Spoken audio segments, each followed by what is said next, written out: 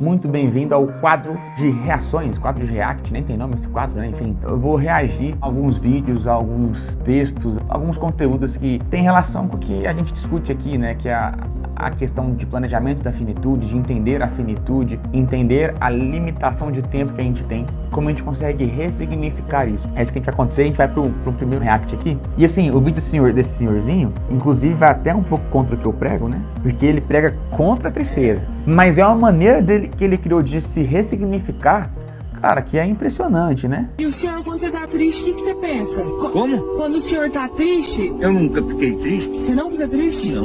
Nunca. Tristeza do quê? Você tá conversando com Deus todo dia, você vai ficar triste do quê? Você fica às vezes preocupado com alguma coisa, mas sabe que vai ter solução logo em seguida, não precisa ficar triste. Tristeza é bobagem. 75 anos a pessoa vai ficar triste, só alegria.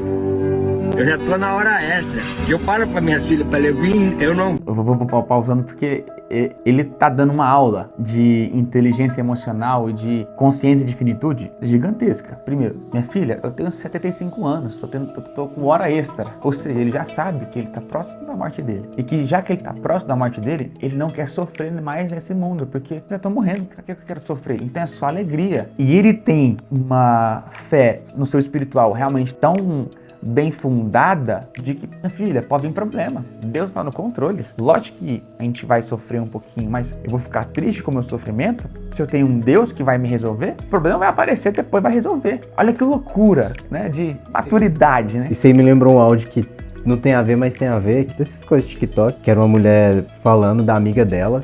Tipo assim, você fica postando que os inimigos vão ter que engolir a sua vitória, que todo mundo tá te invejando e tá. Aí ela fala assim, às vezes a gente só precisa entender que a gente não é nada, que a gente é insignificante. Ninguém tá preocupado com você, não. Justamente. Todo mundo vai ver que eu venci. Isso. Ninguém tá preocupado com a sua vida, não, amigão. O pessoal fala, o pessoal comenta, mas ninguém tá preocupado se você venceu ou não venceu. Lógico que eles vão ficar, né, te cutucando, tá, mas vive sua vida, vence sozinho, vence com os seus. E eu acho que nisso aí a gente entender que a gente não é nada no mundo. Tipo assim, nas coisas que acontecem a gente não vai poder mudar nada. Então é aceitar e controlar o que a gente pode. Controlar o controlável e não sofrer com o não controlado. É a lógica estoicista que eu tento carregar no meu coração. Aquilo que está ao meu alcance, eu dou a minha vida para modificar para melhor. Mas o que é imutável a mim, o que está escrito, determinado, não pode tirar uma gota de minuto do meu sono. Preocupado com alguma coisa, mas sabe que vai ter solução logo em seguida, não precisa ficar triste.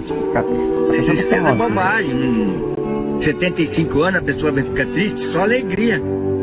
Eu já tô na hora extra. Eu paro pra minhas filhas pra ler, eu não vim na terra pra sofrer, porque eu não sofro as coisas, por pior que seja pra mim, aquela é a vontade de Deus. Então assim, ele não nega o sofrimento. Eu não vim na terra pra sofrer. Por mais que o pior aconteça, ou seja, ele sabe que tem um pior, ele não é um velho maluco, que a chuva tá caindo na cabeça dele e ele acha que tá sol. Por mais que o pior venha, eu não vim na terra pra sofrer. Então tá caindo chuva, eu vou abrir a boca pra beber água. E ressignificando o pior que tá acontecendo pra algo positivo. E entendendo que tem que se resolver o problema. Ele nunca fala que não tem problema, ele fala, problema? Meu Deus vai resolver o meu problema, mas eu vou ficar feliz enquanto Deus estiver resolvendo o meu problema. É de uma maturidade espiritual gigantesca, né? E o senhor, quando você tá triste, o que você pensa? Sofro as coisas, por pior que seja pra mim, aquela é a vontade de Deus. E eu sendo vontade de Deus é maravilhoso tudo.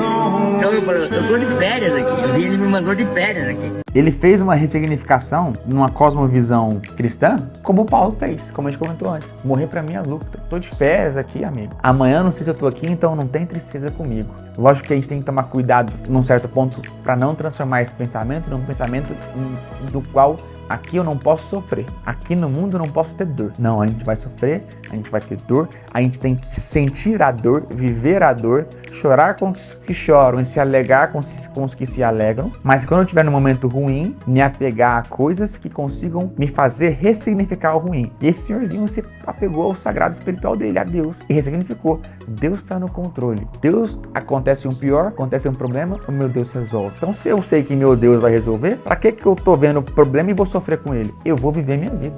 Eu tô com 75 anos, é hora extra. Ou seja, todo dia dele, ele tá vivendo como se fosse o último dia dele. Aí realmente não tem como ter tristeza. Pô, você quer meu último dia na vida, na Terra? Pode ser. Então vou fazer tudo que eu gosto. Lógico que não é aquela sensação de libertinagem de vou morrer amanhã, então eu vou sair torando pau. Não é. Entender que eu vou ser intenso em tudo que eu faço, alegre em tudo que eu faço E se algo ruim acontecer, eu ressignifico isso porque eu não quero ter sofrimento, porque eu tô de hora extra. É uma aula, né?